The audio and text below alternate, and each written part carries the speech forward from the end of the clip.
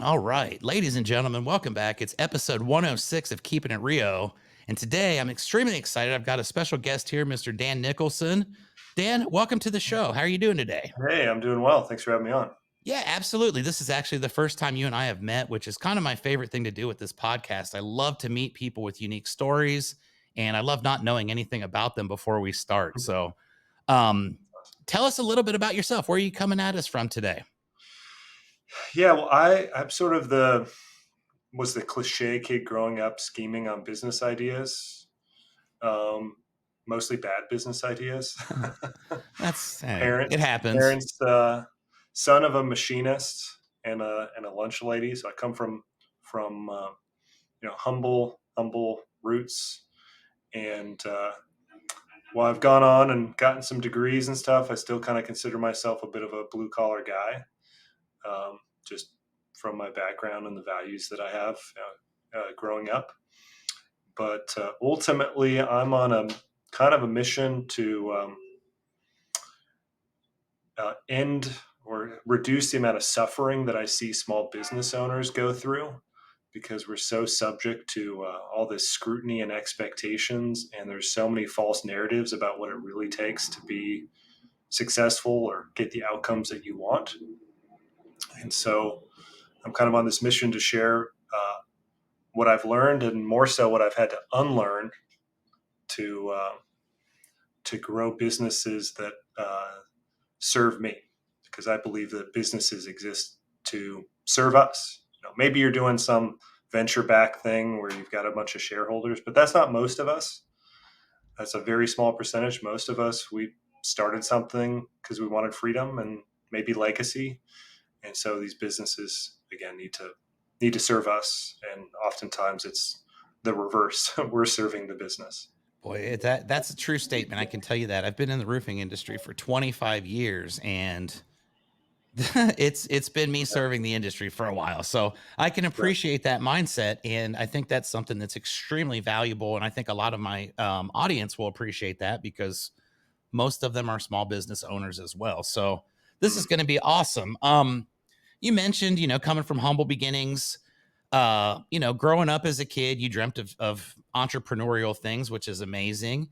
At what point in your life did you actually jump out and say, "Hey, I'm gonna do a lemonade stand, or I'm gonna, cut lawns, or do whatever I do"? What was your very God, first um, entrepreneurial I think experience? it Forgive me. was 7 or 8 that my sister and I started manufacturing these Christmas ornaments where we would, my dad, because he was a machinist, he would build these tools for us so we could uh, use a drill press and put some holes in these cups that we then hot glued into this kind of sphere that we fished all these lights into. And so I was 7, my sister was 9, 9.5. We started manufacturing those. I was always the business person between us, like uh, funding the operations and to some degree like scheming. My sister's more of the artistic touch to things. So pretty early on, we would sell. I don't even know. It seemed like a lot at the time for us, 20 to 30 of those initially, and then it became like 30 to 50 per like holiday season, and it just kind of like kept leveling up a little bit. And as like a 7 or 8 year old, we thought we were Scrooge McDucking it at that point. Right, just dumping into the giant vat of money, right? Yeah. That's Then I, tremendous. yeah, then I, this just dates me. This just to give you an idea that I'm obviously in my 40s. That then I ran the numbers. I'm kind of a math person, and like started thinking about um, all this money I thought I could make from a paper route. Of course, that sounds silly now, and who actually has a paper route? But my parents said, okay, when you're 13, you can have a paper route. And so as soon as I got close to 13, I was like, hey, you guys told me 4 years ago when I got to this point I could have a paper route. And I did run it like it was my first legitimate business. Like I was thinking about how can I get more folks on my route.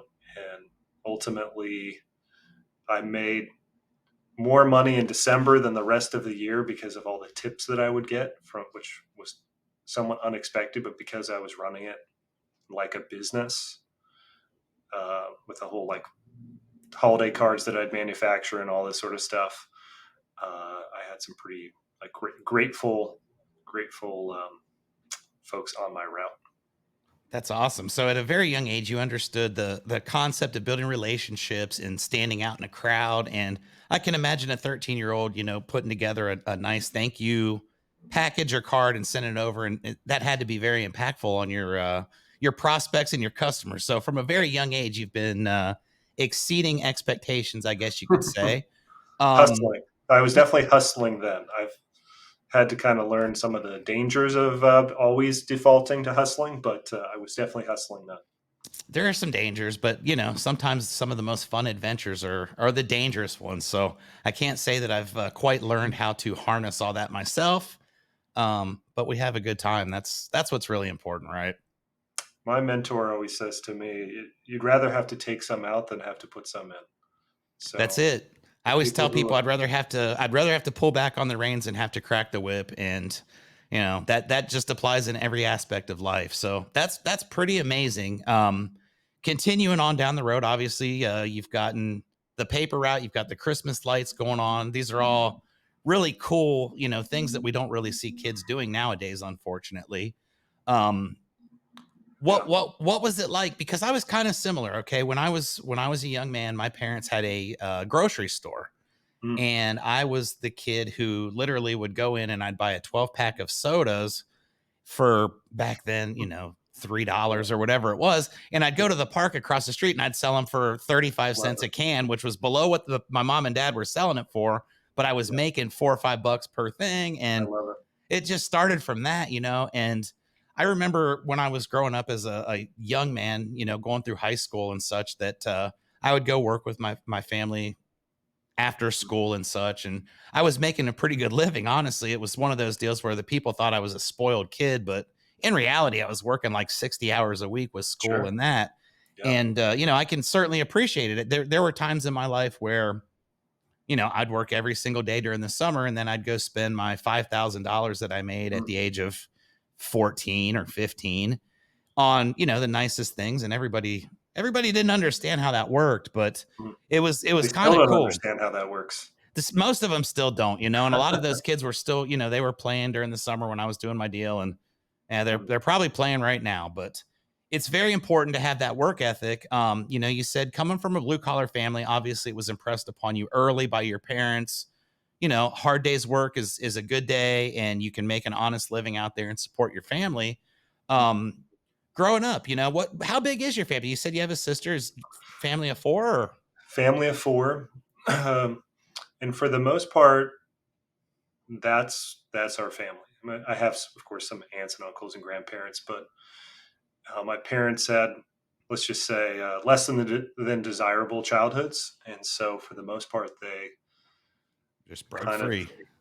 uh, distanced themselves a fair amount from what they went through, and to a large degree, like I didn't know until I was uh, a grown man, I guess, what they actually went through, and so I have a lot of pride in my parents giving me a different life and sort of stopping the paradigm of sorts, right? And giving me a chance to, and my sister a chance to not kind of carry that, I'll call it baggage onto, our kids. And so, how it perpetuates generation after generation. They stopped it on their side. That's amazing. And I love hearing things like that because, somebody has to stand up and stop it. And, the fact that you're able to have a great life because your parents understood, Yeah. we don't want this kind of stuff to continue, speaks volumes. So you've got the family, you guys are, entrepreneurial, you're out there making money. At what point do you decide, okay, let's go to something, really big? What was your first impossible dream that you're able to accomplish? Well, I I finish high school. I go off to college. First person in my family to go to college, and I have this kind of internal conflict of sorts at this point, because I'm really entrepreneurial, but I'm also uh, pretty shy. My parents would describe me as a kid as painfully shy. Like there's at least three painfullies that they get in there. And so I had a speech problem. I had really bad teeth. You know, just some things that make you. And my parents are shy Self-conscious. as well. So I go off to college, and I always did well in school, but uh, I didn't necessarily have the confidence that I do now. And so I start, and by the end of the freshman year, it's like, oh, like up, you know, top of my class, and like, I wasn't necessarily thinking I was going to be like a 4.0 student and get in college and get all this recognition. And I mentioned that because my confidence just skyrocketed. And I got this email from the business school about uh, UPS, the big shipping company, how they had jobs with scholarship opportunities. And like, I'm living at home, commuter student, driving in to make this work, make it financially work for me and my family. And so the numbers that they're listing on this email, so I got to go to this. I got to go to this weekend kind of career fair that they have going on. And they've listed, at the time, I'm a marketing major, and they listed all these kind of white collar jobs, marketing, etc. I go there, and I'm 19, and I sit through like 30 minutes of presentation, and it's basically talking through all the jobs as a working in a hub, being a sorter, loading, unloading, etc. And I've got all these resumes and cover letters printed off, and I'm like in a suit, all the stuff I just learned in my business communications class. I stand out like a sore thumb. We get to the end, I raise my hand. I'm like, hey, like this is all cool, but like I got this print off here that says there's like marketing internships and stuff. Like, where do I go for that? I'm not sure if I'm in the right place. I'm like, well, we don't know anything about these marketing roles or anything other than we got two guys from the finance department who were outside, and you can go chat with them.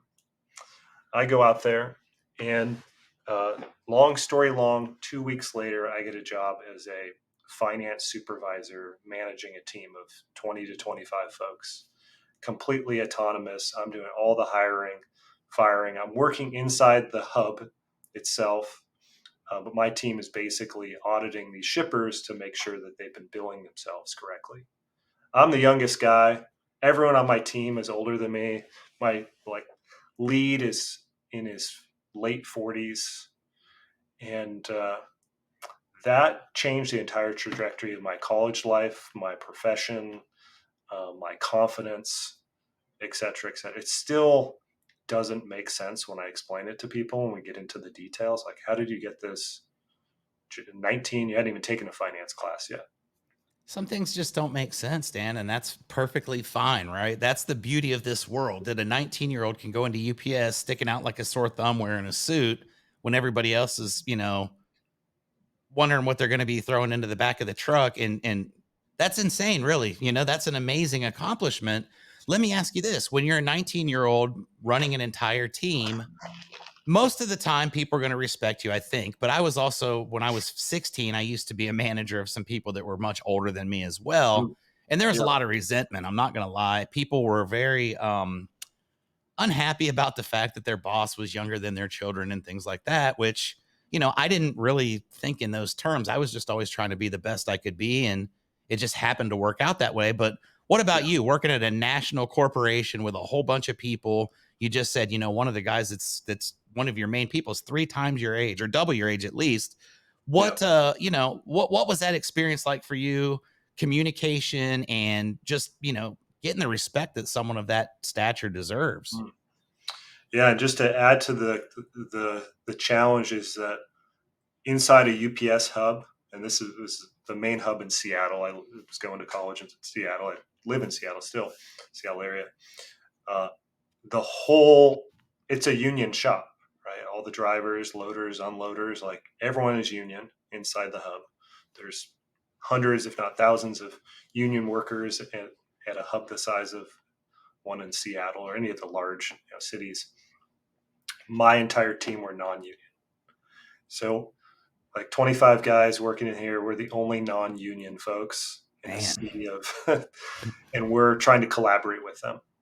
And so it was pretty, uh, this is where I'm grateful to have grown up the way that I did with sort of that blue collar background, where it's like, yeah, I can talk the academic talk, but really this is just meeting people at their individual point of need and just talking to them like another human. Like, hey, we're just two people trying to get a job done. Right? I'm not here to make your life worse. I'm actually here to make your life easier. Like, how do we collaborate? I'm not going to pretend like I have all the answers. I don't.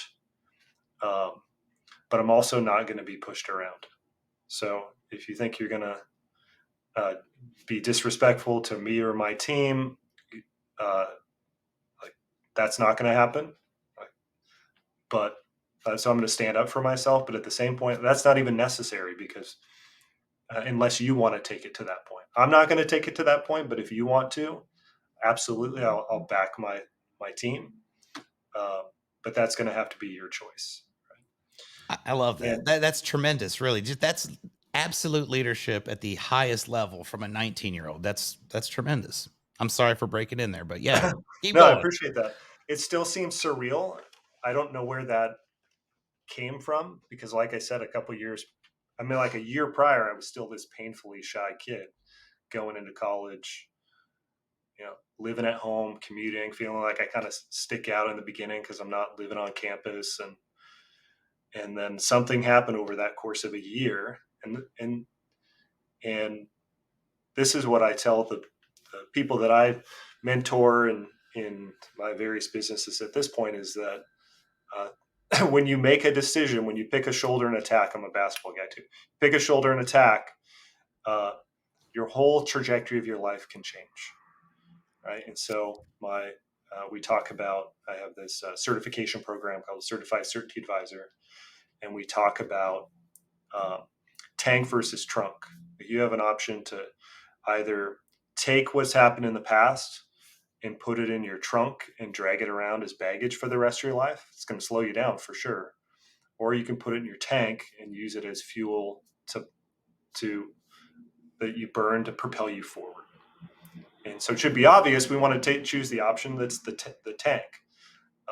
Unfortunately, and I think we all know this, most of us put it not in the tank, we put it in the trunk. Without any hesitation, we put it in the trunk, that's for sure. And that's hitting me hard right now because my life as it is has been one of those Mm. recent experiences have led me to kind of change the direction I'm going in. And it was just basically, hey, I just don't want to, like you said, continue to drag that trunk around with me. I'm just going to let it go. I rip the rear view mirror off is what I tell people. And I put a brick on the gas pedal and we're going straight. So I can definitely appreciate this. It's yeah, this is a great interview. I'm having a great time with this. I So appreciate thank that. you. Yeah, me too. Continue Um, on. And I've got some good questions later for you too, but I'm really enjoying this. yeah, so I get this job at UPS and I'm working 30 hours a week or so. It's an evening job. So it's like 5 to 11 basically ish, 4 to 10. And somewhere along the way, like I said, it was a marketing major, and somewhere along the way, it's like I was doing well in accounting classes, and the accounting department took me out to lunch and like made this whole pitch on why I should move to being an accounting major. And that wasn't something that was on my radar necessarily, but they made this pitch about how there's a staggering percentage of Fortune 500 company CEOs who have accounting degrees. And their point was sort of like accounting's a language of business. So if you understand the numbers, you're always going to be in the driver's seat because most of the business leaders don't want to ever look at the numbers. So uh, eventually shifted to accounting and then double majored in information systems, thinking, okay, technology, accounting, that's going to be the best skill set to be an entrepreneur. And then my career went in the exact opposite direction of being an entrepreneur, and which is I signed on to do some consulting at a big one of the big global firms, Deloitte, and and then the school that I was going to nominated me to do this fellowship at the board that writes all the accounting standards in the U.S. Wow. Sort of the equivalent of the accounting world. It'd be the equivalent of clerking for the Supreme Court. And so I end up getting this fellowship. I move across the country to Connecticut, and it was another fish out of water moment for me. There were 7 of us in the program, and I show up in like my Honda Civic that I drove across the country. The other 6, and the program that I went to was at the time and I didn't even know it, like it ranked 20th in the country in accounting. But the other 6 were like went to the number 1, the number 2, the number 3, the number 4, and their dad was like the top cardiologist in the U.S., and one of them was like CFO of the second biggest insurance company in the world, and you like going down the list of their, and they got like Audis when they graduated from college, and I'm like, yeah, that's cool. Like I lived at home, and like my dad's a machinist, and like that's that trust fund account. That's pretty cool. Strangely, though, I ended up getting put on the most, and this has been like a pattern to some extent in my life. I end up on arguably the most complicated standard. This section called derivatives and hedging. Basically, if you're familiar with hedge funds and just sort of the whole finance world. And so that put my career on this different trajectory for a number of years where I was sort of this derivatives, hedging, treasury capital markets expert, working for mostly Fortune 5 companies that had $100 to $200 billion in investable assets, and a Warren Buffett backed company getting ready to go public, and a few different things. But I was miserable the whole time, absolutely miserable. And I didn't know how to reconcile that because I felt kind of like ungrateful. It's like, here I am, making more than my parents have ever made, and I'm working less than my dad, who's still working 6 days a week, up at 2:30 in the morning, and I'm on like completely unsatisfied with this work that I'm doing. And so, long story long, sorry for all the details, but long story long, I finally realized, like, well, that's because I'm playing somebody else's game. I'm doing this corporate thing, and I'm not meant to do this corporate thing. Like, I can do it. I can do the work. I can do the work at a high level. Um, but I don't want to be in meetings about future meetings when maybe we might talk about something or do something. And so that's when I finally went all in on being an entrepreneur. And the only way I could give myself permission to do it was to lean into what I already knew was a strength. And so the first full-time business I started was a CPA firm, still exists, called Nth Degree CPAs. And I thought, okay, well, maybe I'm pretty good at this, and we can do something different. And that was 15 years ago, and that was the start of me having to unlearn everything I learned from college and working in corporate America. Wow, that's incredible. I mean, just winding roads and all kinds of overcoming major obstacles in rooms that you probably, in your own mind at least shouldn't have even been in. Um, but one thing I want to say is I completely admire your stand there because I recently did the exact same thing. We've had a roofing company here in San Antonio, Texas. We bought it 4 years ago, myself and a couple friends, Mm, and the other day I decided I didn't want to do it anymore. mm, And it was kind of tough because I spent 4 years of my life I've put into it, but mm, I'm the same way you are. I realized a couple years ago that I never dreamt of owning a roofing company. I like helping people, I like teaching. But I was just kind of hanging out and doing my thing. And then I came to realize it's really not any of our dreams. So it's nobody's going to be upset when you say, hey, this isn't doing it for me anymore. I want to do something different. It takes a lot of courage to stand up and do that. And I totally understand what you mean Yeah. when people say, man, you own a roofing business, you've got multiple locations, you've got great partners, you get to go and do all kinds of cool events and have fun. And I'm sitting over here thinking, man, I do not have any fire in my heart. I have no passion right now. Mhm. And once you lose that, there's no amount of money that can make you feel right. It's much more than money in this world. So kudos to you for taking the stand. Tell me what happens Yeah. from that point. Well, I have a couple things that I just reacting to what you just shared that come to mind right away, and I appreciate you sharing that. Which is, we start a business. I talk about these two tyrants of leadership. I learned this from my mentor, Randy Massingill. Two tyrants: scrutiny and expectation. So I imagine when you bought this roofing business, you had a bunch of people who were like, "What are you doing? Are you sure you know?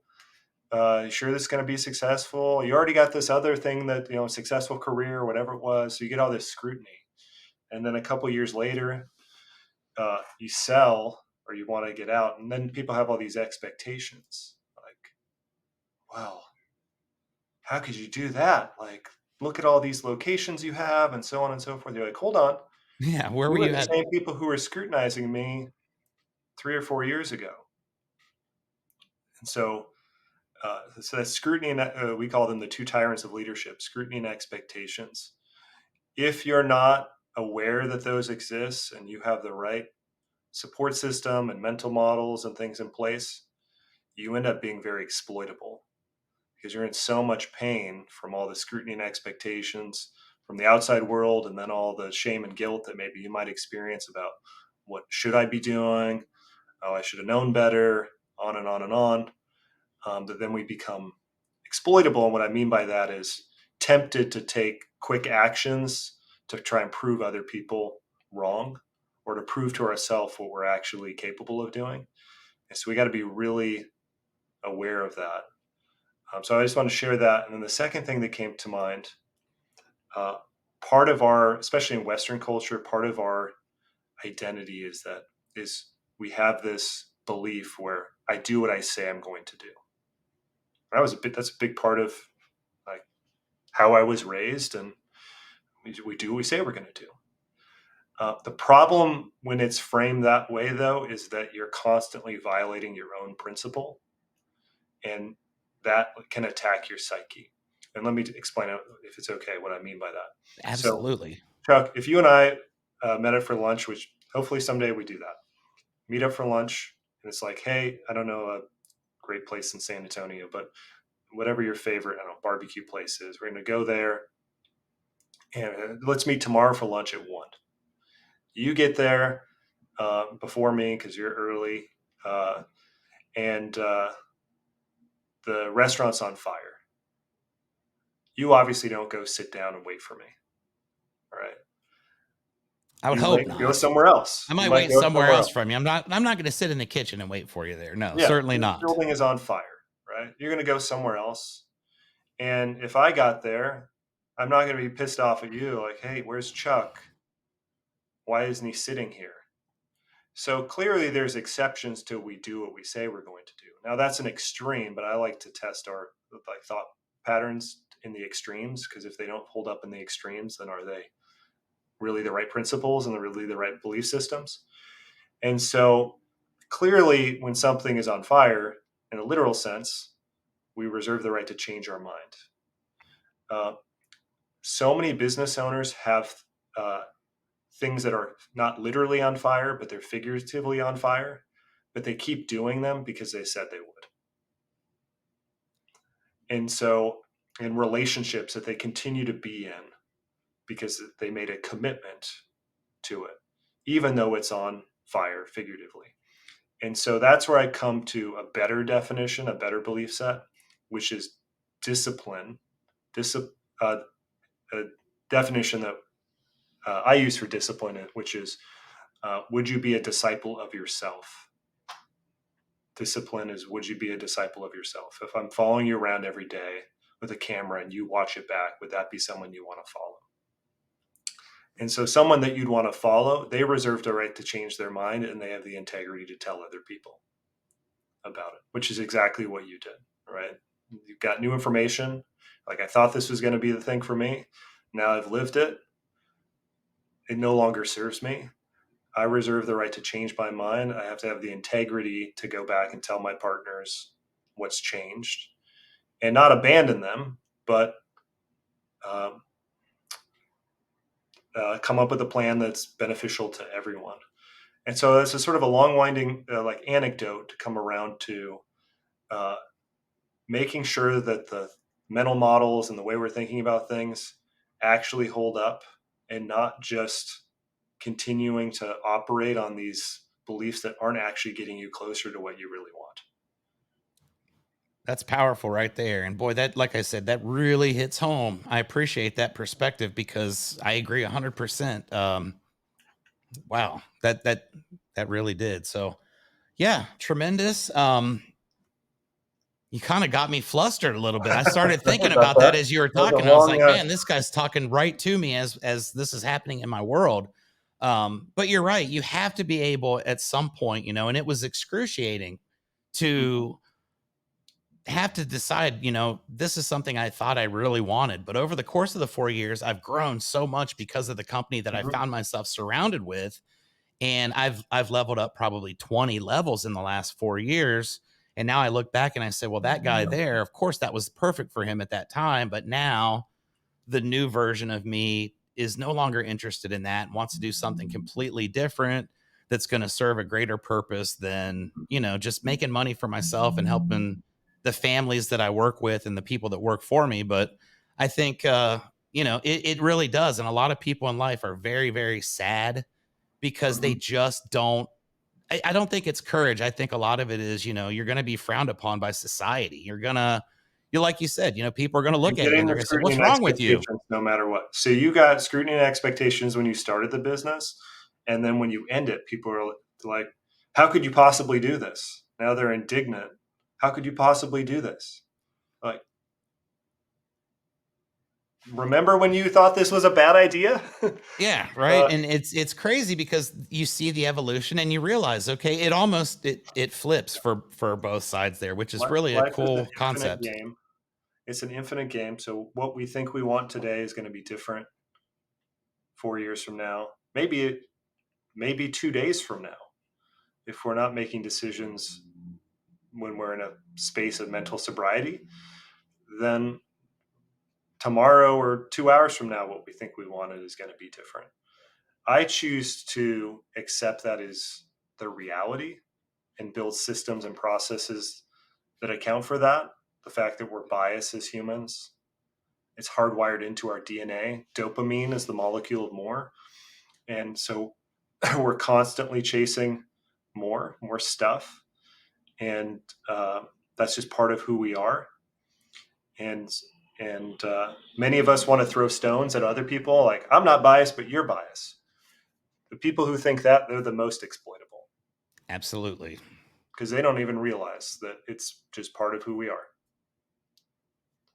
That's brilliant. I'm not gonna lie. That Trey said you were a genius, and he's absolutely correct. You've really got a wonderful way of explaining and I appreciate putting that. things out there. I'm really appreciating this a lot. So we'll continue on down the path. Obviously, you've changed everything. You realize, okay, all the stuff that I had been doing now, I have to completely switch mindsets because it went from a Yeah, corporate mentality to now, 100%. it's a sink or swim mindset. It's go out and Yeah, as primal as this sounds, it's kill your dinner. If you don't go out there and yeah. get it, you're not going to get it. So how does that transformation start for you? And during that process, what kind of troubles did you run into mentally? And, there's got Mm. to be self-doubt every step of the way. Yeah. So when I finally started about 15 years ago, full time, my whole mental models were just like, I'm just going to outwork everyone else. That's really what had served me up to that point, was just, I'm going to study more. I'm going to ask better questions. I'm going to put in maximum effort because that's how I got the grades and the jobs, and at least that's what I believed was true. And unfortunately, that is not necessarily what causes you to be successful. I had to learn this the hard way. Never had any problems getting clients, but I had challenges developing a team, and it's like 2 steps forward, almost 2 steps back. And I kept asking, like, what am I? What my default is to always go to, like, I'm doing something wrong. Like, I'm the reason why this isn't working out. Like, what do I need to do? What do I need to do differently? And so I started seeking out some counseling and coaching, and like, what am I missing? And it came to a head when I bought another business. It was a smaller CPA firm, and it was a total disaster. Total disaster. I mean, the promises that the guy made that sold us the practice, it was like he was working in opposition to us once the deal closed. And uh, 9 months in, I'm so miserable and spiraling. I'm like, maybe I just need to like sell all this and just like go get a job. Maybe I'm not cut out for it. And that's when I hired my mentor, Randy Massengale, that I've worked with for 7-8 years now at this point.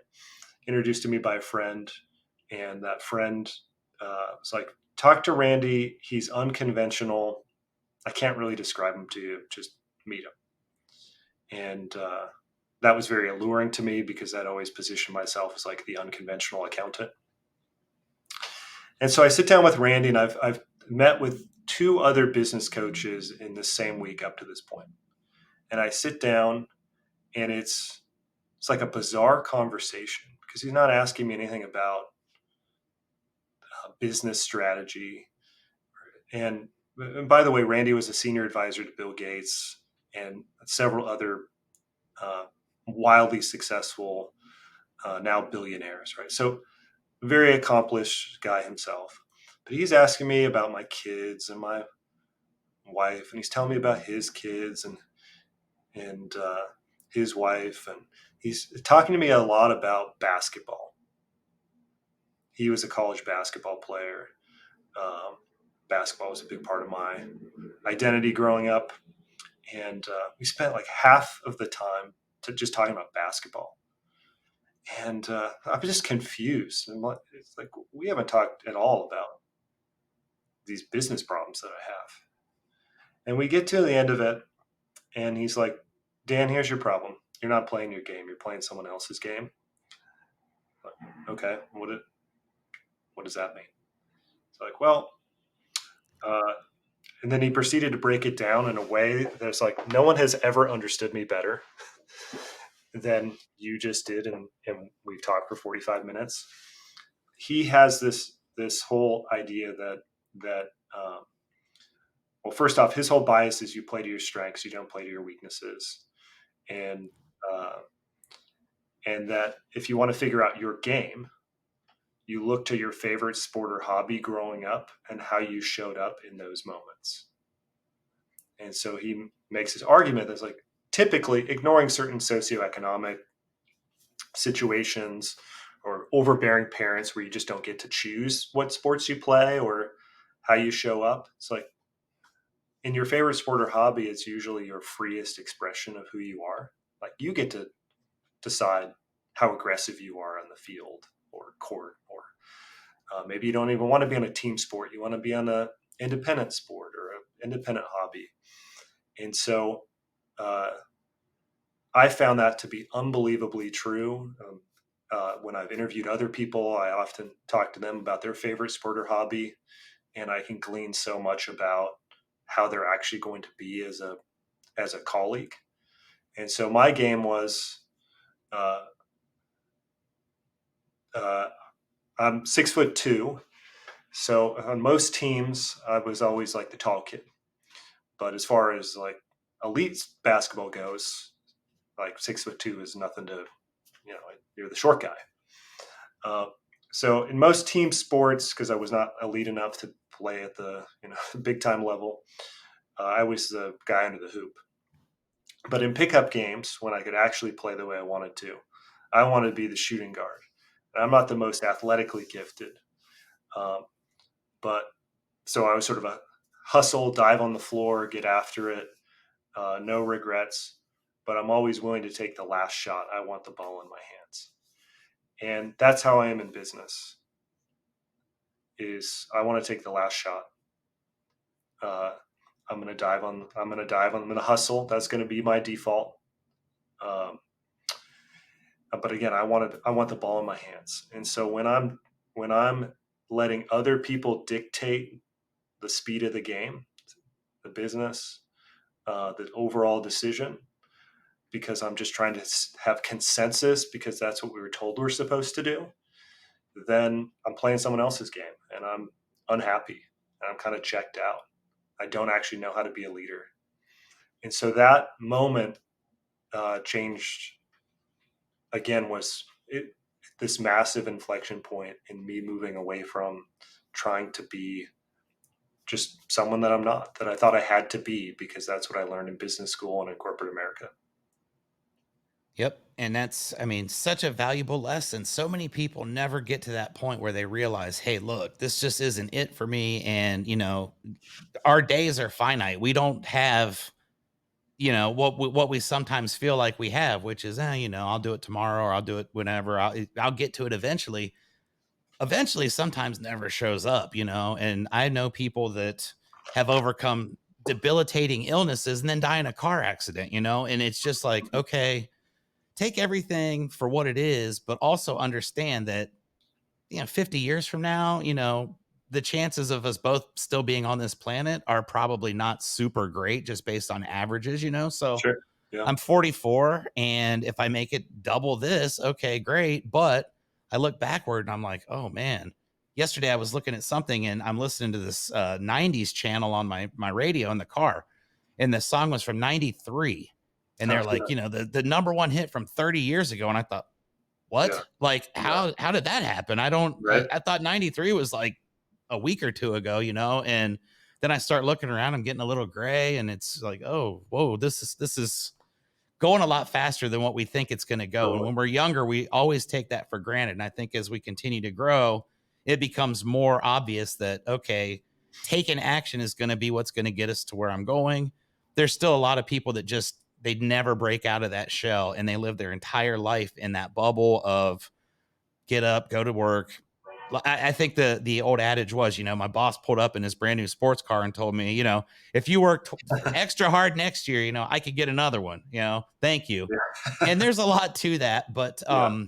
being Yeah. able to take that plunge is something that just separates the winners from the losers, I think, in this Mm. world.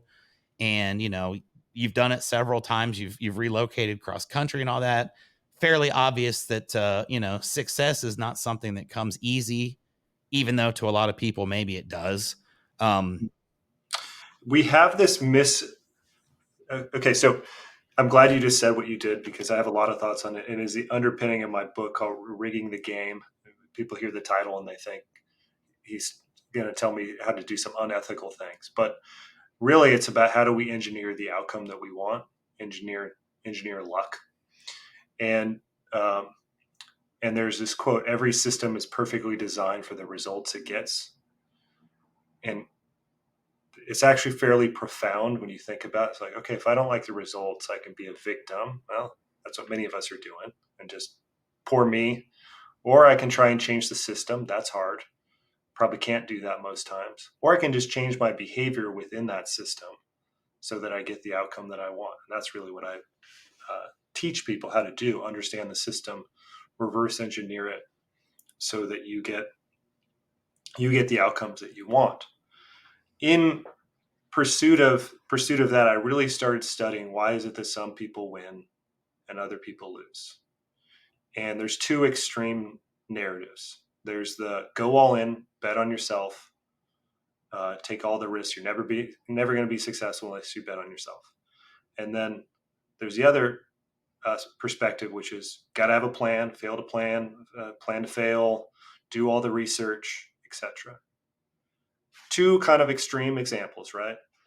And you look at those and you go, well, I know some people who did all the research and they still can't run a successful business. That was me for a long time, right?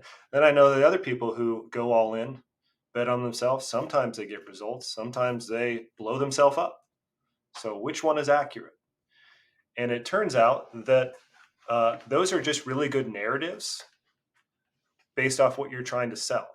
So if I see someone in a lot of pain and I sell them on this idea, you got to go in and bet on yourself, like I might be able to make a really quick sale. Or someone who's doing all the research, right? I show them a detailed plan. That's what they wanted. They're going to buy that. Right? So they're really good sales techniques. But actually, when you study the truly successful entrepreneurs, again, in the extremes, and I write about this in detail in my book, uh, they were they're playing their game. So Elon Musk, he was a weirdo before he was an eccentric billionaire. Bill Gates, he was a weirdo before he was an eccentric billionaire. Go down the list, right? Uh, they got success because they weren't trying to be someone that they're not. And you can pick whatever billionaire, and I to challenge you to find someone who was trying to be someone they're not. They have a toolkit for decision making. You may not like that. You know, Elon Musk in particular, right now, like he's a very polarizing figure, but he has a way that he makes decisions. You may not like those ways, but he has a way that he makes those um, decisions. And then lastly, they really understand this whole idea that we're biased. And once you understand biases and then you stop fighting against it and you create a lot more upside than downside. That's And, yeah. It's and that simple, so really, in a uh, complex manner. It's really that simple. it really is. It's super simple. It's just not easy because we run all these races against ourselves unknowingly. Uh, Setting up. Let me, if I can, give you an example. I apologize if I'm like rambling too much on this. No, this is Uh, the point of this podcast right here. then I'm in the right place because rambling is one of my specialties. Me too. uh, we're not when we're recording this is March 3rd. We're not that far away from New Year's resolutions. All right. I'm not a fan of New Year's resolutions. No offense to people who are, but in January, I was talking to my employees, clients, people in my certification program, and like, hey, what are your New Year's resolution? And everybody had some version of be more disciplined or have more restraint. All right. And I go, okay, let's just pick the be have more restraint. What are you going to do to have more restraint? And they're like, well, I'm going to be more restrained. So you're like, that's like a circular reference or We're something. dancing Like, a little bit here, you right? define the word with the word. Like this is like what a politician does. Like this is so or disciplined. Like I'm going to be more disciplined by being more disciplined. It's like okay, so we don't really actually know how to have more like discipline or restraint. Because we're trying to call upon the thing we're in shortage of to somehow have more of it. It's a weird kind of, again, race that we run against ourselves. And this is a concept I learned from my time in derivatives and hedging, which is, well, what if we just eliminate all the bad stuff? So, what if you actually didn't need to be more disciplined? What because and you're like, well, how could I not need to be more disciplined? Like because you're going to be less impulsive. So let's uh, or we're going to fire all of the bad clients that drain all your energy. So at the end of the day, when you have been more likely to make a really bad decision, you won't need that discipline because you're going to have more energy and you're just going to be more present. And so you'll have more mental sobriety. And so you won't need discipline. You won't have to keep telling yourself no because you'll have clarity because you're not going to be so drained at the end of the day. And so back to when I said dopamine is the molecule of more, we're so focused on I need more discipline to be disciplined. I need more restraint to be restrained. I need to do, and it's actually the people who are truly successful and get results time and time again. They just eliminate the bad stuff first. If you eliminate all the bad stuff, all the downs, what I would call downsides, then you're only left with upside. It's just a different way of it's just a different way of thinking, right? So, and people will call you negative or why you always got to point these things out. Like, well, once I eliminate all the downsides, I don't have to talk about this ever again. I just have upside. You designed a system where you always have roadblocks and fires because you didn't want to talk. You just wanted to talk about all the cool stuff. That's going to be implemented into my life immediately. I'm sitting here as you're talking, and I lost track of what I was even thinking because I was in with what you were saying there. But so right, we always think the exact opposite, and if you could reprogram your mind, you can literally accomplish anything. You can be happy under any circumstance, and it's a choice. We choose whether we're going to do that or not, and most of us choose not to because of the environment we find ourselves in. If you turn on the news, apparently we all hate each other. We're all trying to kill each other, and the sky Yeah, is poison right now, and you can't breathe, and everything's going wrong out there. But if you don't look, you don't turn the TV on. If you turn mine on, you get this beautiful logo back here, that's, I which mean, there's yeah. nothing happier Where than do I buy that. that So, TV? yeah, it's all about perspective. Um, I think that's really amazing, though, to just look at it from that standpoint. And I think there's a lot of people that'll see this that are probably going to say, "Wow, I need to do that." Yeah, I started thinking about this more deeply when COVID happened because right before I have a lot of these conversations with clients, we have this whole um, edict about every action needs to get you closer to what you want. Your businesses exist to serve you. When I show you how to pay less in tax, it's not really about less in tax. It's about taking the money you would have paid in tax and allocating it towards the life that you want. When I show you how to recover resources from your business or your life, it's not about that. It's about taking it and redeploying it towards getting you what you want. And so I had a lot of conversations with people who are like, the thing I want more than anything in the world is more time with my kids. Cool. That's the thing to say. If you have kids, you almost can't say that. You're like, you sign something maybe on the birth certificate. It's like you're legally required now. This is your answer. Whenever you're asked what you want more of, you have to say more time with your kids. Of course, we found out that was BS for a lot of folks when COVID happened and they were forced to spend more time with their kids. And they're like, let's get these kids back to school as quickly as possible. Right. And so it turned out we didn't want more time with our kids. We wanted to be more present in the time that we had with our kids, which is a different problem to solve for. Right. I need to Yep. have more energy. If I want to be more present with my kids, when I get home, I can't feel beaten down by employees and clients and feel like I got to keep doing anxiety work, checking my email over and over again and text messages. Right. Totally different problem to solve than just more time. Right. So want to be more present. So solving that problem becomes the sort of key, right? Rather than just more time. Yep. That's yeah. So Wow. then, yeah, how do we actually do that? And that's what kind of brought me back to going like, uh, okay, yeah, we talk about more discipline, uh, but actually we just have to eliminate the things in our way that are preventing us from getting the outcome that we want. So for me to be more present, I might be being a little redundant here, but for me to be more present at the end of the day, uh, it's not about me working less. It's about, for me, I can only speak for me, it's about removing all the things that cause me to be inside my head when I'm at home. Yeah.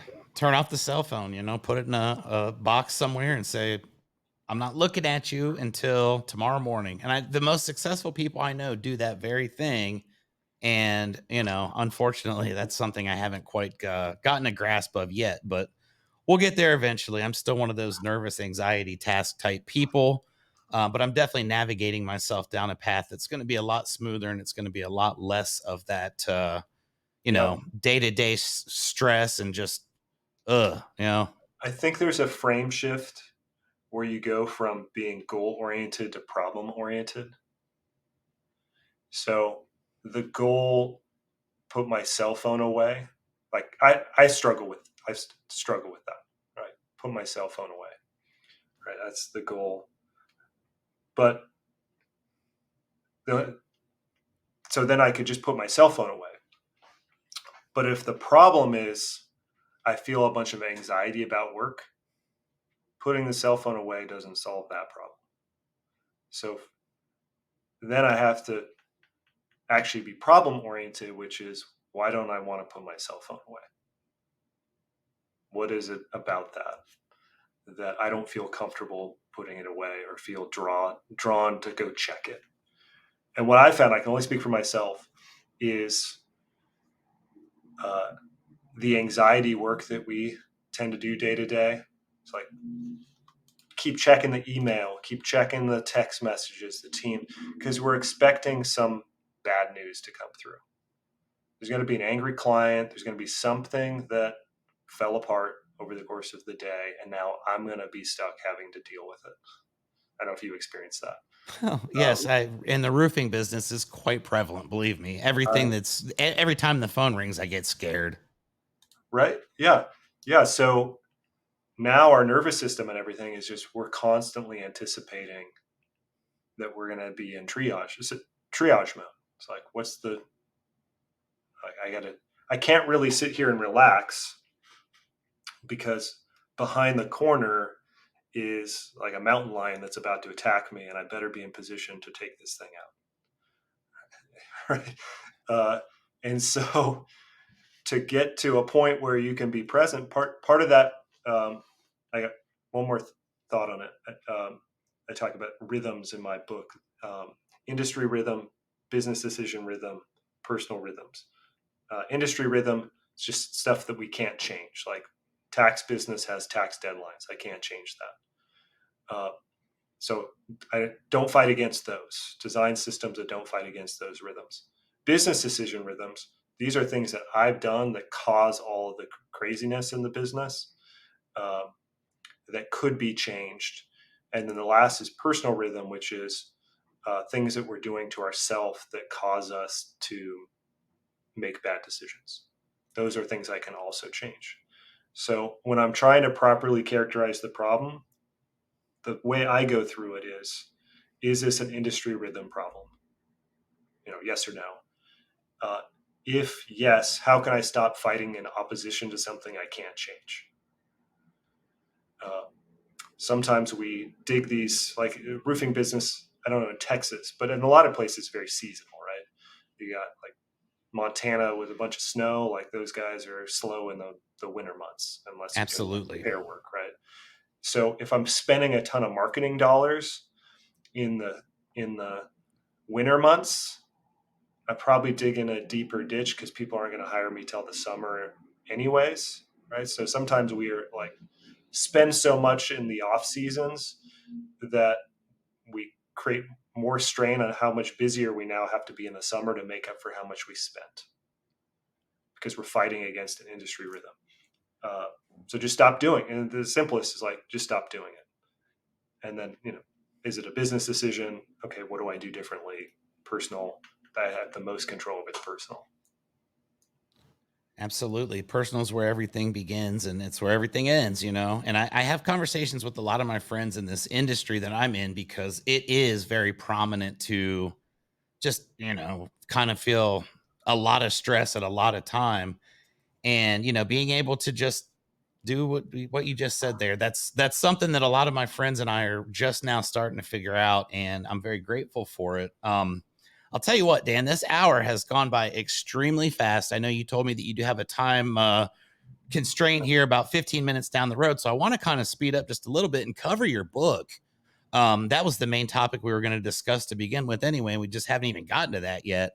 Um, Tell me a little bit about your book. Tell me a little bit about the process that goes into writing the book and how you get that thing out to the masses and, how the book is doing.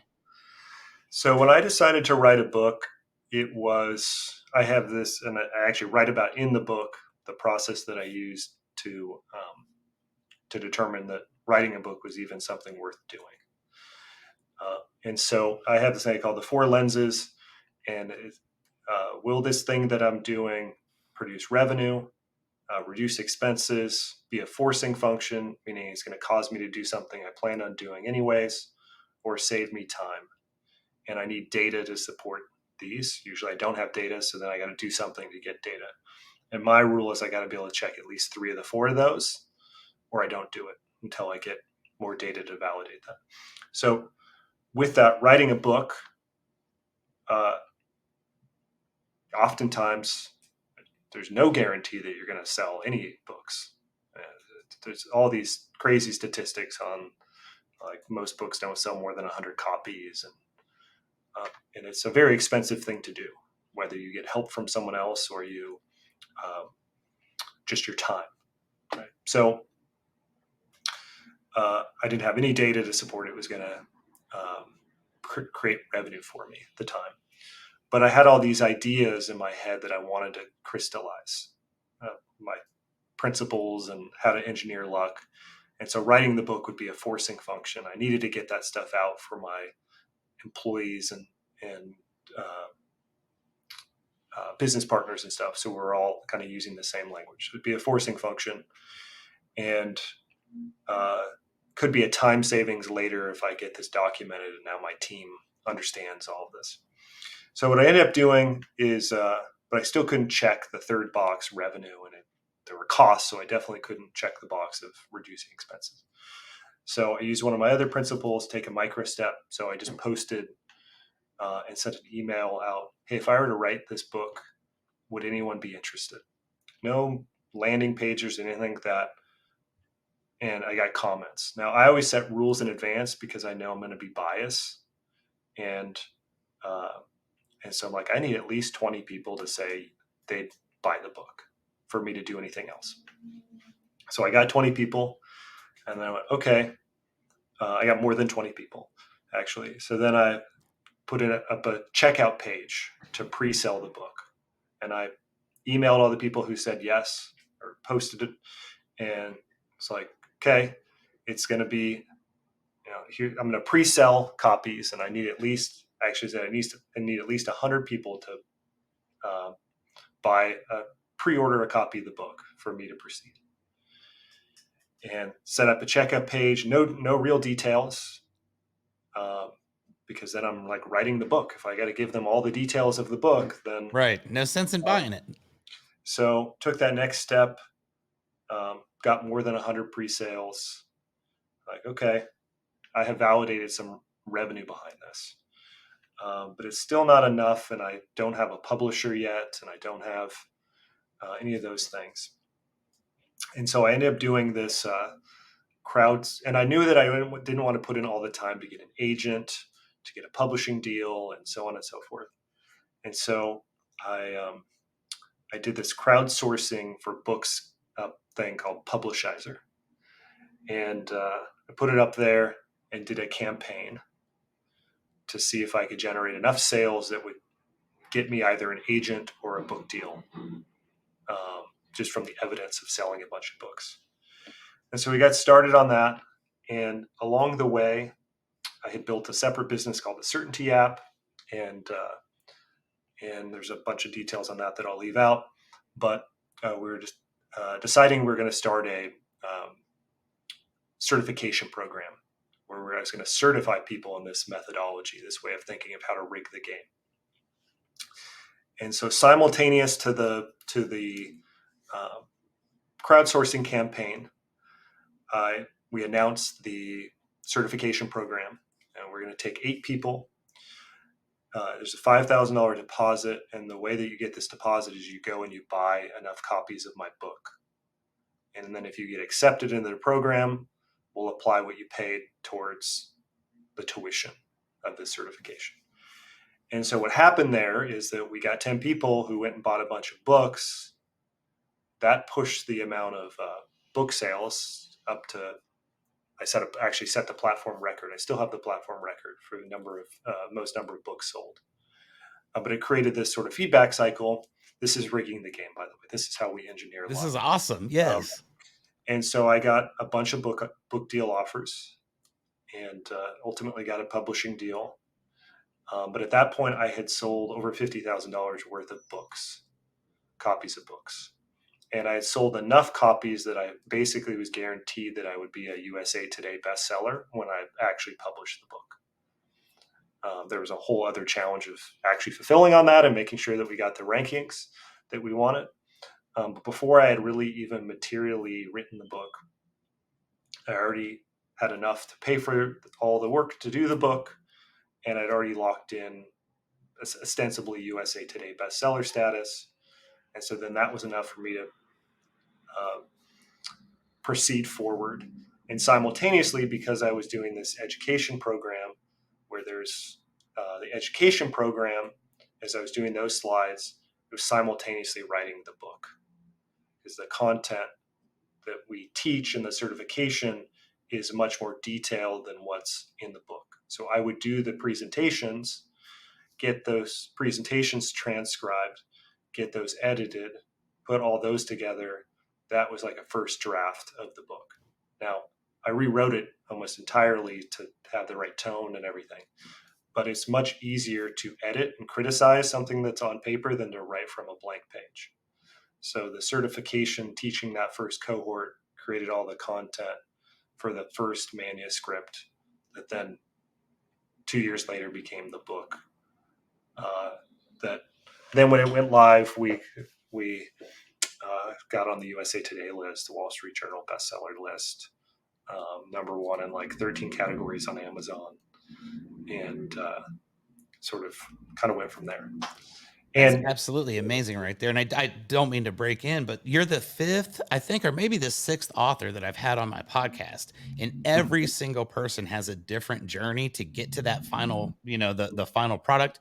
Yours is the most amazing one by far. I Like that appreciate right there is incredible. I would never, I don't think anybody that I've spoken to previously would have that thought process to not literally be jumping into a swimming pool and hoping that there's water in before you get there, and that's awesome. this is thinking about, well, first off, if you're going to be pretentious enough to call the book rigging the game, then you kind of have to rig the game with the book. It's like I back myself into a corner where if there are like three people who bought the book, you're like, really? You're someone who's like an expert in how to like analyze complex systems and engineer the outcome you want.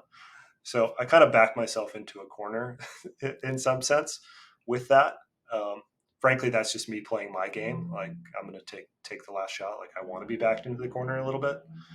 Uh, but again, back to the biggest risk in life is not, other than death, is not getting what you want. And so anytime we uh, spend time, money, energy, and all the different currencies on something that's not getting us closer to what we want, then we're risking not having the life that we had dreamed of. And so just going and writing a book, unless you're doing it purely for novelty, purely for joy, like this is my hobby, I want to write a book, then all of those resources are being used up in something that could have gotten you closer to the life that you actually want. And I'm not willing to do that. There you go. That's taking a stand and that's getting it done. We're coming up really, really close on your time here. I want to make sure that everybody that's watching is able to follow you if you'd like to have any of my fans For or I sure. hate to say fans. That sounds really, that sounds arrogant, quite frankly. Any of my audience members here, my cult. And if anybody would like to purchase the book, what would be the best way for those things to happen? Yeah, if you want to get the book, you can type in riggingamazon.com and it will take you to my Amazon checkout page. I secretly, actually not so secretly, want to sell enough books that Amazon sends me a cease and desist letter for owning riggingamazon.com. Um, Let's do it. so if you guys want to help me piss off Amazon, We're so in. riggingamazon.com, that'll take you to the Amazon checkout page. Otherwise, I have a bunch of resources and things on certaintytools.com, and that'll give you links to uh, the book and my social media stuff and all that. If you like my style on social media, I'm playing my game over there. I have Dan versus social media on Instagram, and it's where I post I bought a year's worth of cliche social media posts in this package, and then I post those, and then I have it blow up, and then I give my version of it that's not like painfully cliche. So I love it. I'm going to get involved with all of this stuff. Dan, we just met literally an hour and 15 minutes ago, and this has been a captivating conversation. I really enjoyed this tremendously. I hope at me some too. point in the future we could maybe do this again. Now That'd that be I've fun. had an opportunity to really understand what is going on, that we could, I can formulate some questions and maybe have a little more depth to the conversation. But I thank you so much for your time today. I appreciate it. I do want to end with one quick question, if I can. Of course. Seattle sports. Tell me about it. What's your favorite Oh, team that you've ever had? It's got to be the yeah. Sonics, obviously, right? I I, mean, when you said Seattle sports, I was really already clinched up for you to say, why didn't you run the ball in the Super Bowl? Like, I was already ready for that. Seahawks. no way. So respect. I'm an even bigger fan for you not asking that question. Yeah, Sonics. I'm still bitter. I boycotted Starbucks for a long time since Howard Schultz, Starbucks CEO, sold the Sonics. Yeah, super bitter about that. Ready for another team.